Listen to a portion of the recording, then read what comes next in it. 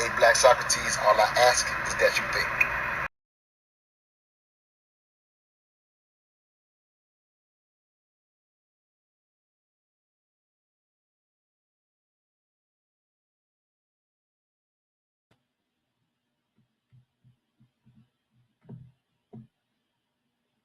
What's up, everybody? It's your boy Montoya Smith, aka Black Socrates, and welcome to the Just My 3 Cents podcast,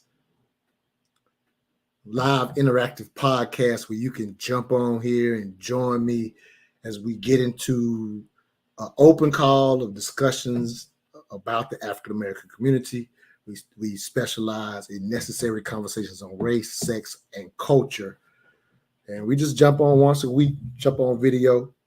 Then hopefully we drop a few gems. But ultimately, I hope you jump on and give us your 3 cents. So the podcast is Just My 3 Cents. Again, I'm Montoya, aka Black Socrates. But ultimately, I want to interact with you. And as I look up some things that are happening during the week and just want to share them with the group and, just put out a quick video. This is just something we do kind of in the meantime. For most people know me for the Mental Dialogue Talk Show, which you see behind my head, which is every Saturday morning, 10 a.m. Eastern Standard Time on Saturday mornings. But with that said, I just wanted to jump right in on a couple things I saw this week. Just really wanted to highlight Don Peebles. I hope most of you have at least heard of that brother, and just take it very a level of responsibility for making sure that our, in a sense, superheroes, our Black superheroes, are well known, more so than, in a sense, our athletes and our music stars and our actors and things of that nature. Clearly, especially in America, we're all mesmerized by celebrity and stars, and so it happens to the entire country or whatever, just because of they bring us a level of entertainment or whatever we feel like we get, especially music, right? You really especially a lot of music will represent our lives. So it's quite easy to know the celebrity and the stars, but we don't always become aware of our amazing African-American businessmen and women. And so Don Peebles, if you have not heard of that, he's one of the wealthiest Black Americans in the country. Hold on, let me turn that air off real quick. Don Peebles is a Black developer, lives in New York City. And I wanted to let y'all hear the new thing that he's about to do. He's basically about to build something called Affirmation Towers, which is slotted to be, if he's successful, the tallest skyscraper in New York City. So he wants to add that to the, if you will, the skyline of New York City, which obviously New York is very well known for. But I want you to hear it in his own words. And I just had a couple of comments and highlighting, again, this brother Don Peebles' endeavor to build the tallest skyscraper in all of New York. So let me play this cut real quick. Hopefully y'all can hear it. Matter of fact, let me wait. This air cut off in a second. I just turned it off. So I'm gonna make sure y'all can hear, because I'm not gonna play the actual video.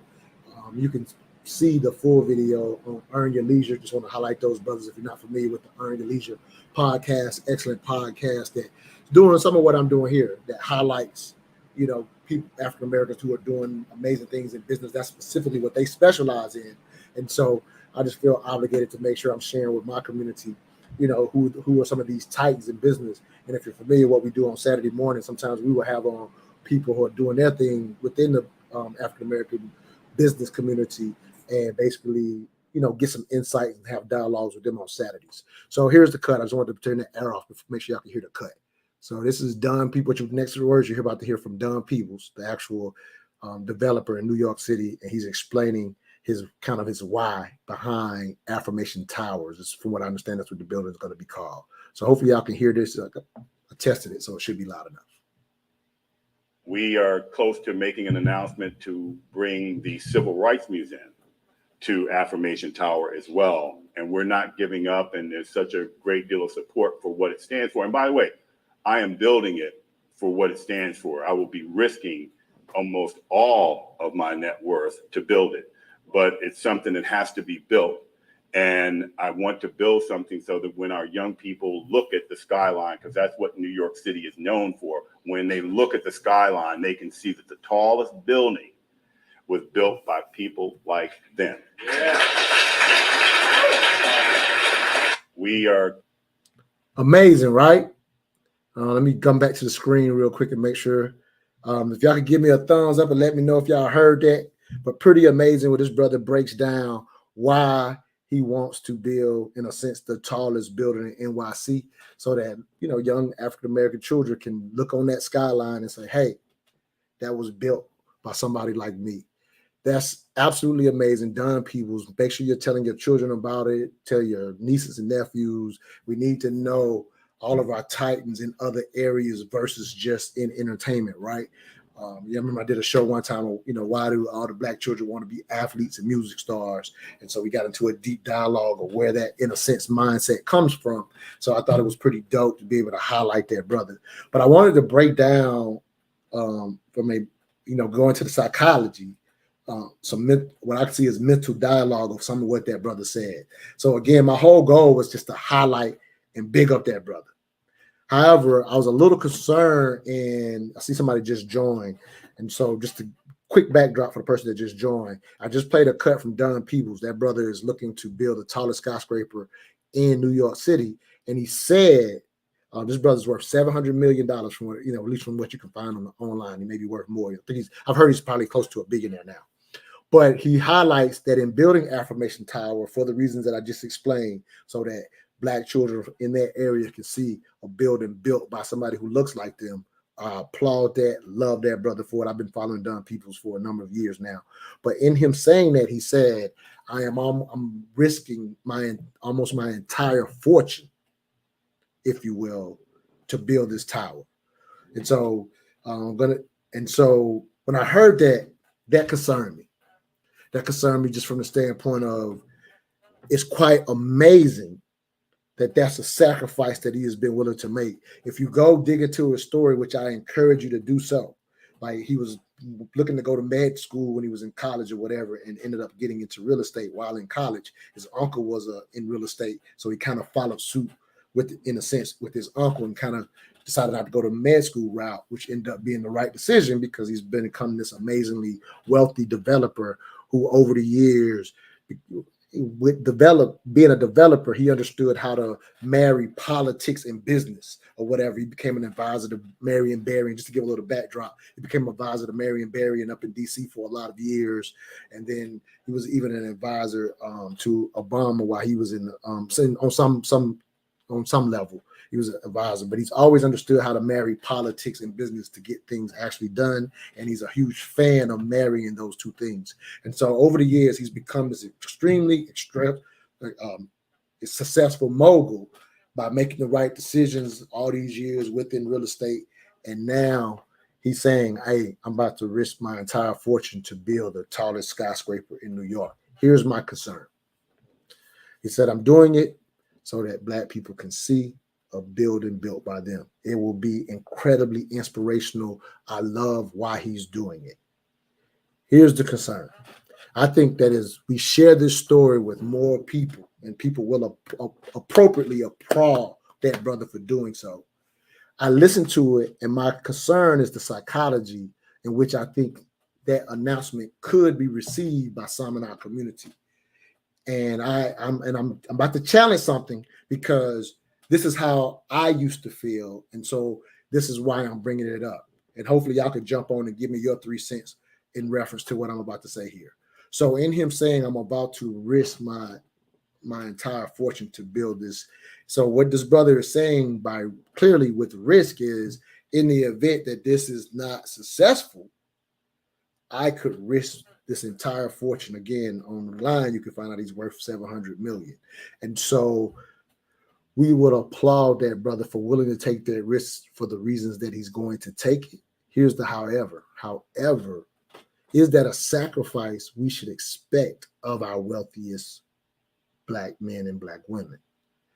I would offer, and I've been in this place before, where based on how we have come to understand, quote unquote, our struggle in the African American community, that for a large portion of my life, I expected people who got to positions like a Don Peebles to be willing to make those type of sacrifices. Because when we look back on how we learn about the struggle and things of that nature, when we look back on how we learn about it, we always applaud these amazing leaders that made and some of them the ultimate sacrifice, right? Malcolm and Martin losing their lives in a sense, trying to uplift our people, if you will. And so we talked about this on the show recently, the idea of, in a sense, are we too married to the struggle? And in being married to the struggle, I think not only would we applaud Don Peebles as we should, but I think there's a portion or many of us in our community that expect people to do as Don Peebles. And if you are willing to risk your entire fortune for some noble cause such as this, we will kind of put you on a pedestal. And sometimes when other people who get as wealthy, if we see that they don't seem to want to give back in this obvious way that we can all see, quite often we demonize them because outside looking in, it appears that they're not willing to do something of this nature. I was talking to one of my wealthy friends saying, hey, I wanted to get into this dialogue and applaud Don Peebles, but what you think of this thought?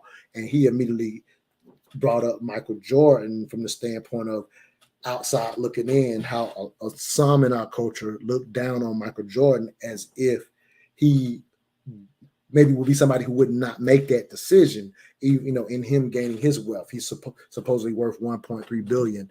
And if you were to learn and dig into Michael's history, you will find that he's helped a lot of people along the way. You're just not aware of it, like a Don Peebles, who a lot of you may have never even heard of, right?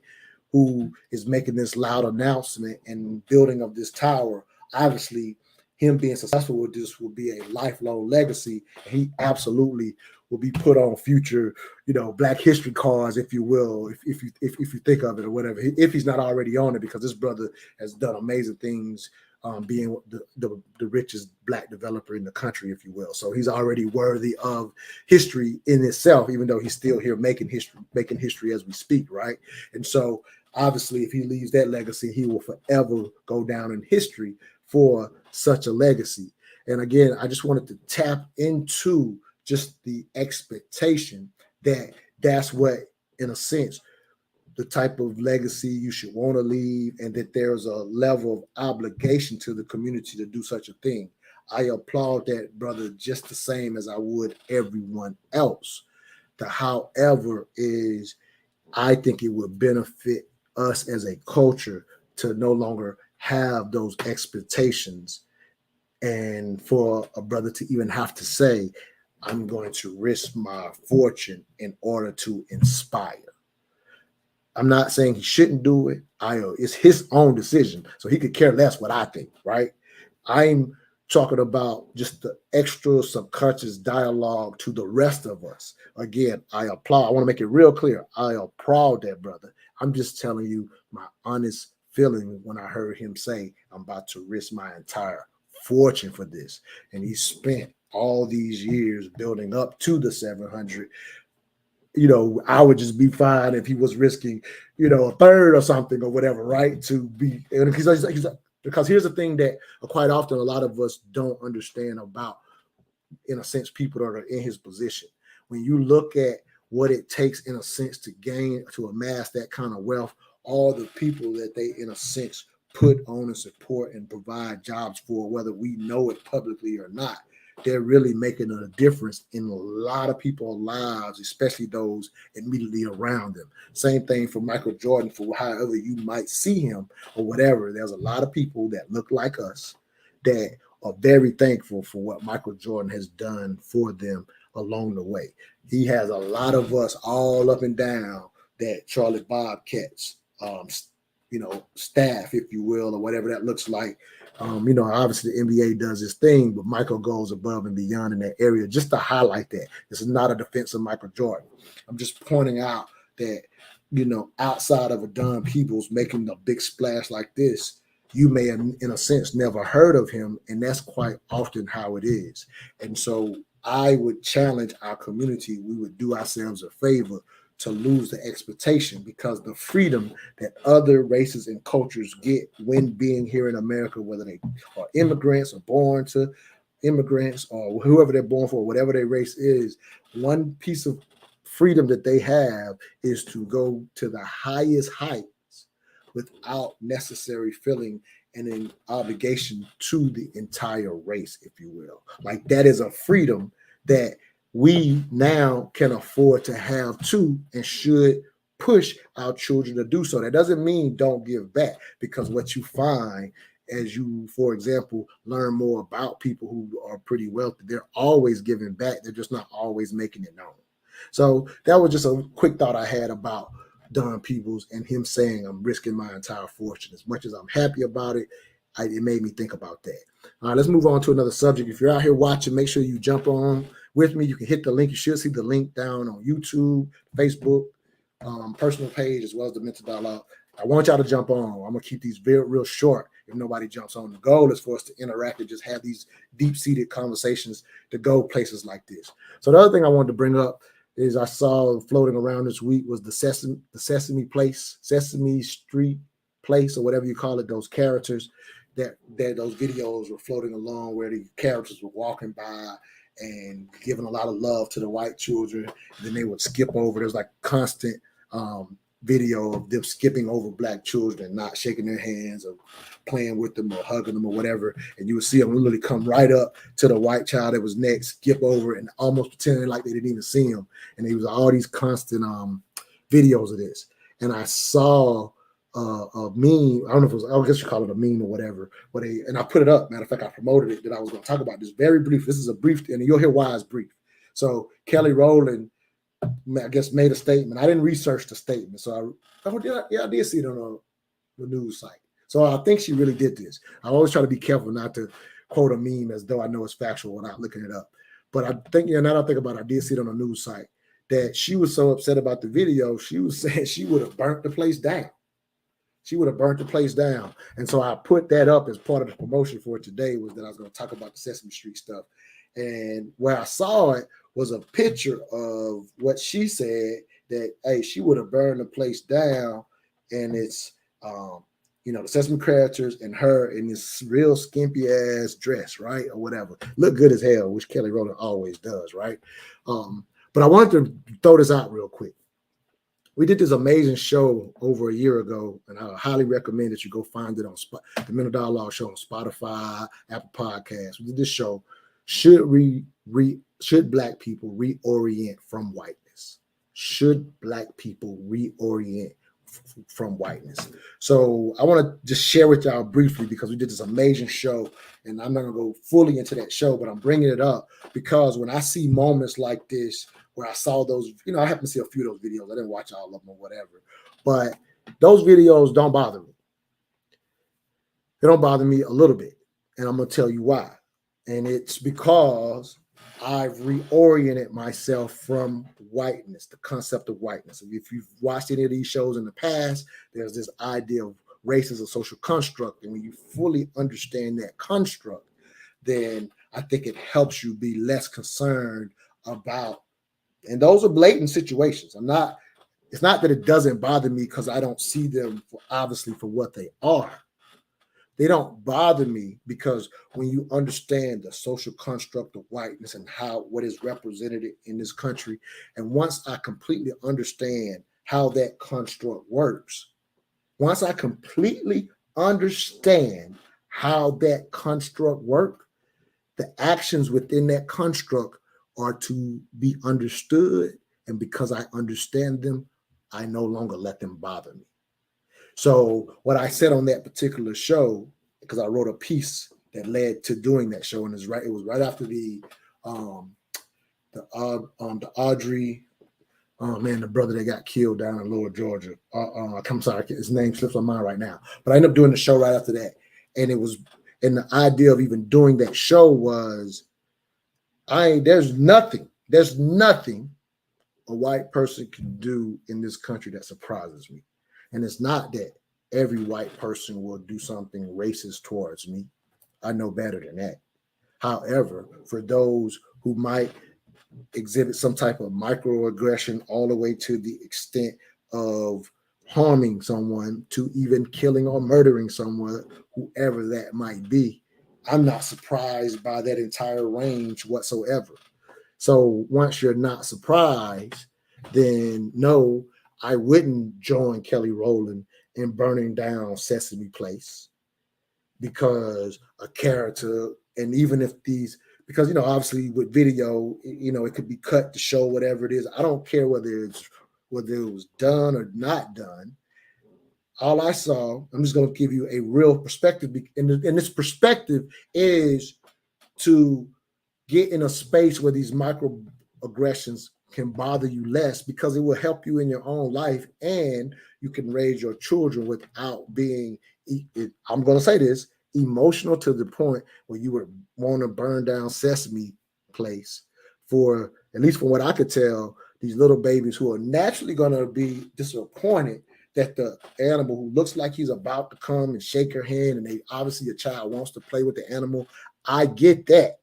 And so when that character shuns them, the child has no idea that they're being shunned because they're a Black child. The child is just unfortunately naturally upset and disappointed that they didn't get to play with the big character that they were hoping to play, whether that be Big Bird, Grouch, whatever these different characters are. And so what I'm highlighting is it's not cool, but them videos don't surprise me. And when I say don't surprise me, not that everywhere I'm fortunate enough to have my kids and take them places, not that everywhere is going to do what Sesame Place did.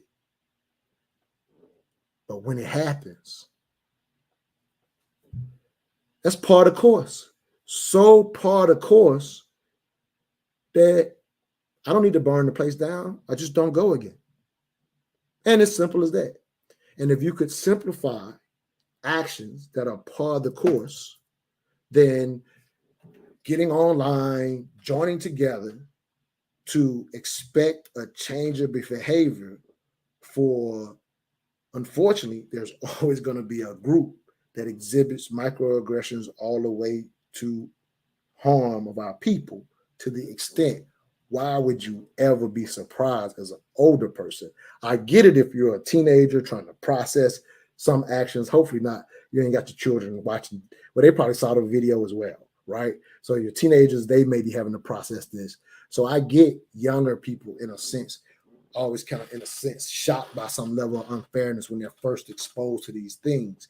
But will we not do our children a better favor of not joining in our distaste for actions that we shouldn't be surprised at?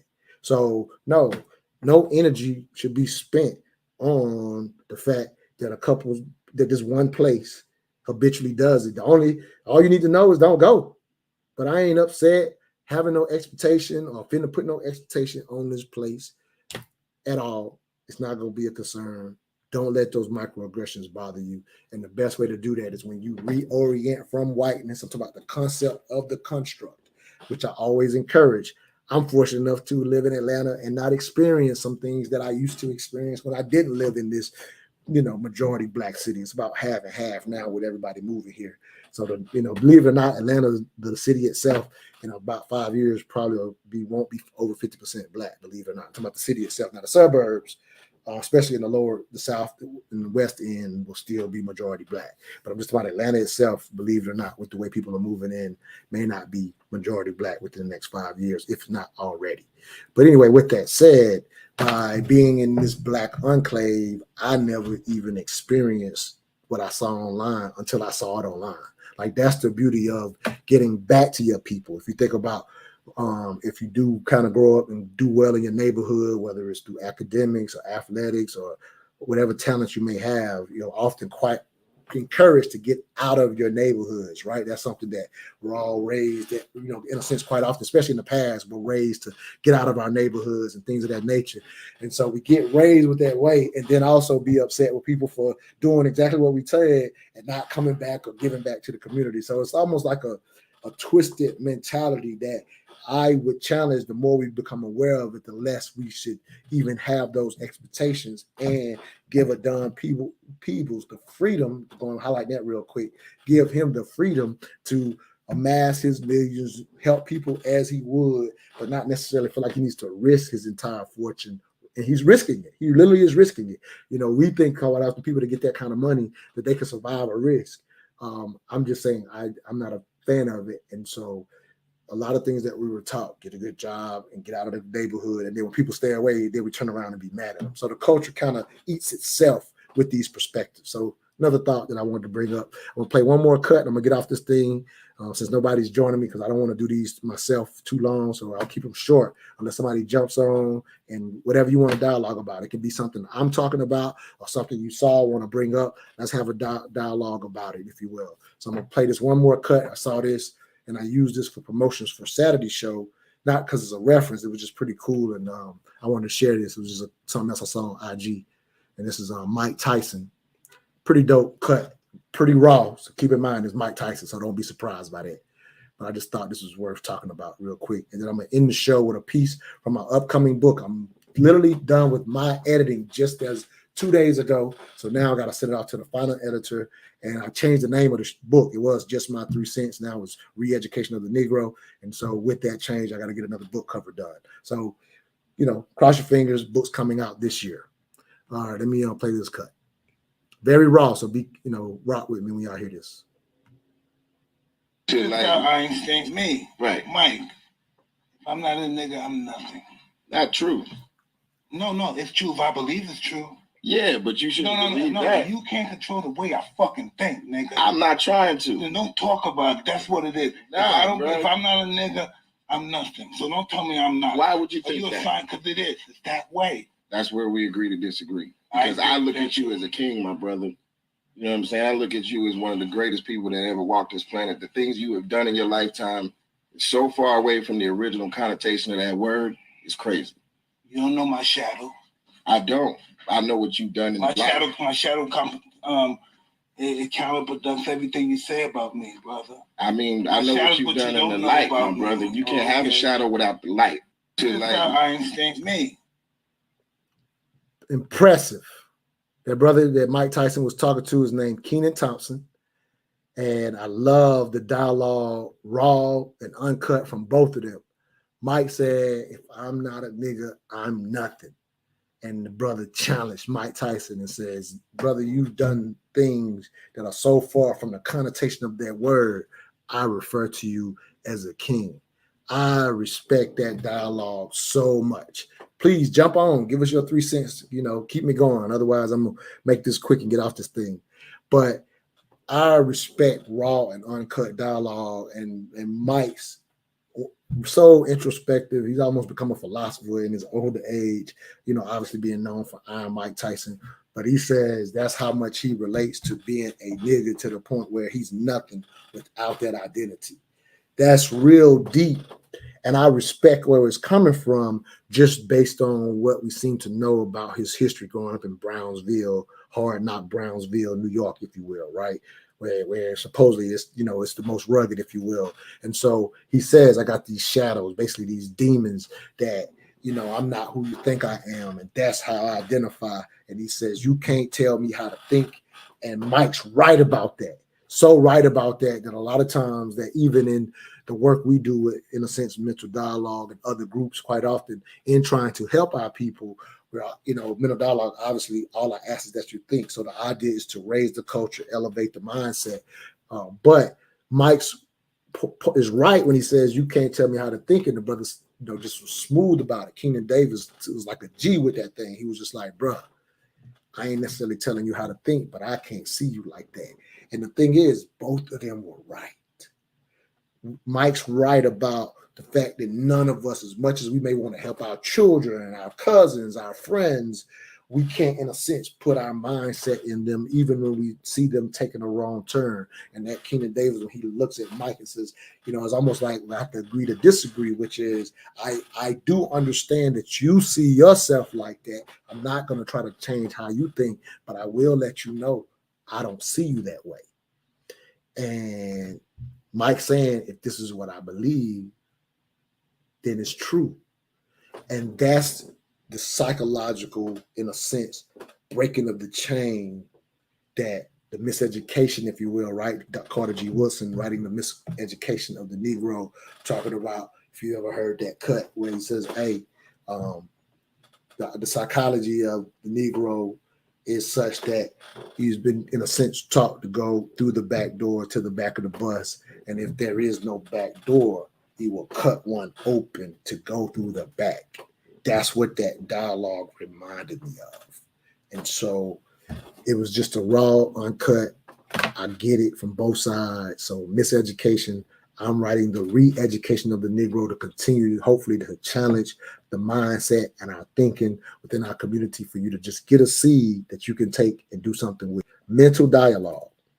If we can improve the conversation you have inside your own head, you will be better, and therefore all of us, our community will be better. So that's the idea of what we're doing with mental dialogue. I'm going to share this piece from the book since nobody jumped on with me today. Typically, you do get people jumping on. So the goal is for y'all to interact, not just hear me monologue for 30 minutes. But I'm going to share a piece from the book. And this piece, I'm ironically sharing it because, again, it's up in my upcoming book. And just to share how the book works, they're short commentaries with the goal of basically creating dialogue amongst your friends. So it's not a book. You could read the book straight through. Obviously, I definitely want you to purchase it and support the book. But it's necessary conversations on race and sex, re-education of the Negro. And so the idea is that you will take a commentary like you're about to hear, and y'all read it with your friends. You can read them in 2 to 5 minutes. Some of them shorter. And you dialogue about what you just read. So I kind of write the pieces sometimes with the open dialogue. It's not for you to say, oh, I understand what Montoya's saying. The dialogue, sometimes they're written, the commentaries are written in a sense to invoke thought. So it's not always complete thoughts. So I'm not going to read the whole piece, but I'm going to share a piece of it. And ironically, this piece was done before that show I told you about, reorienting from whiteness. So at this time, if that concept, go listen to that show to understand it more.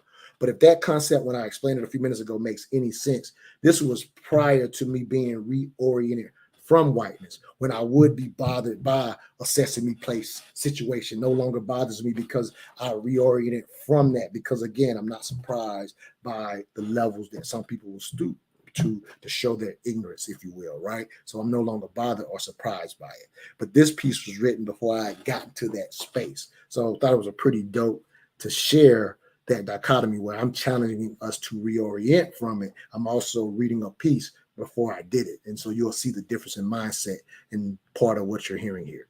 So let me pull this up. So now I'm just going to read this to y'all, and we're going to end the show after this, unless somebody jumps on and has something to say about what I've been saying or even this piece. All right. The pieces are called Black Socrates Speaks. And again, I'm Black Socrates. And so this one is called Black Socrates Speaks, American Football and the Dilemma of Exceptionalism. All right. This was written back in 2014. So these commentaries have been written over the years. And so, so just keep that in perspective. Some of it might sound a little dated, but this was written in 2014. All right, the piece starts with, I don't have a position to defend other than the one that benefits the most people. Loving my own does not mean I love others less. If I favor my own, it is only because we don't have a position on a level playing field. That's a quote that I wrote to start the piece. All right, here's the piece. If your field is level and mine is uphill, don't tell me to look at the few others who've scored touchdowns on my rugged field to prove I should be able to as well. In the meantime, I look at all those touchdowns scored on your field and ask, do you not see the difference in why only a few score touchdowns on my field? Your response is always to stop making excuses. Okay, I'll do that.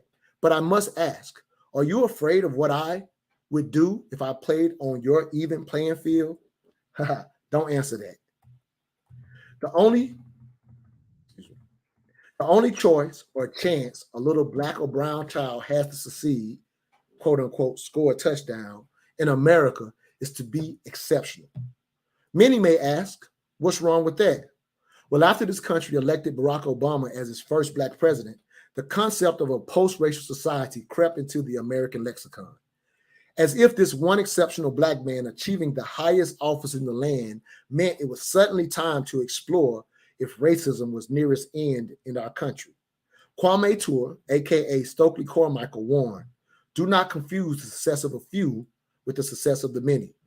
While I admit I was elated to witness the first Black president of the United States in our country's history, I must also never forget Oscar Grant was shot and murdered at Fruitvale Station by a white cop on New Year's Eve, 2 weeks before Obama's inauguration. I also recall that 2 weeks after Obama's second inauguration in 2013, 15-year-old Hadia Pendleton lost her life in a senseless murder in the president's hometown of Chicago at the hands of a young Black male. So for all of America's progress, the value of Black life has not changed. Our children are dying, and the aftermath of Ferguson exposed just how hard it is to score a touchdown in America if you live in a Black or brown community. In Michael Brown's case, people worldwide support the Black community, yet America stands divided. To be completely honest, white people don't necessarily have to be excellent to succeed in America. One of my best friends once went through 7 interviews before getting hired as a manager at a new company.